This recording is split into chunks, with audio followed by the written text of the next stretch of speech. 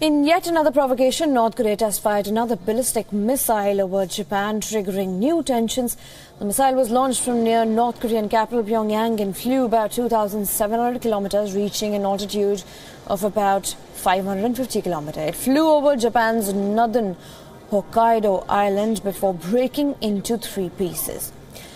It was falling into the sea of east of Japan. According to reports, air raids warning sounded in northern Japan as missiles approached. With people being warned to take shelter in basements, and Japanese Prime Minister Shinzo Abe has called today's launch a grave threat against the country.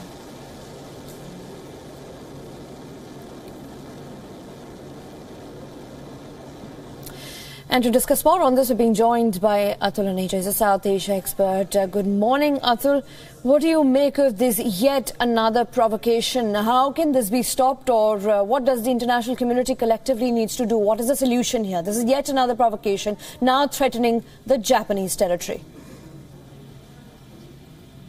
Well, it is indeed a major provocation because this missile flew over the mainland of Japan. Did not fly over the sea of Japan, but on mainland Japan, and it also triggered emergency alarms in Hokkaido, in populated areas.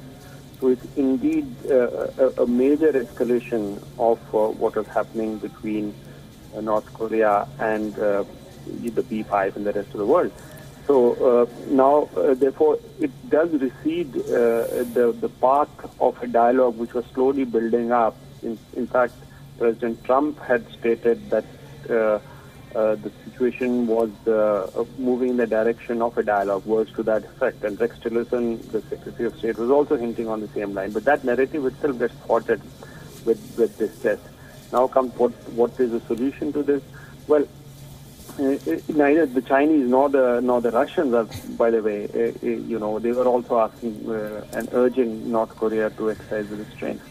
So now you feel that the isolation of North Korea goes further. But the other point of view, if you're looking from a North Korean perspective, the entire escalation is taking place in a certain context, because from the North Koreans' point of view, the objective is not is regime change, and the North Koreans have taken examples of people like Gaddafi, who had actually gone into nuclear deals, but in the end taken out by the big powers. So for North Korea, I think getting adequate security guarantees is also equally essential as other steps go on, which are likely to be more punitive than before. But short of war, perhaps we are reaching an end game here, because there is now little room for maneuver on either side. And this particular test is we are reaching the end game now. And I think this is a major step in that direction, what happened today. And also, Atul, if I could ask you, this is yet another provocation. First, the threat on the territory of Guam, now the Japanese territory. Are these empty threats, or is North Korea really getting ready for some big action to shock the entire world? Look, there are reports, and this is coming from the South Koreans, that the North Koreans are also preparing for another nuclear test, which might happen very soon. You see, but yet North Korea is short of a deployable nuclear missile, in the sense that you do test, you have the data to make, but to convert it into a deployable nuclear warhead, there's a gap there.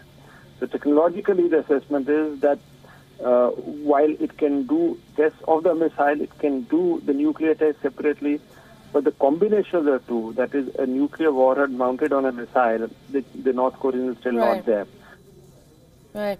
Thank you, Mr. Atul Aneja, for joining us on the program and discussing the details of that particular issue.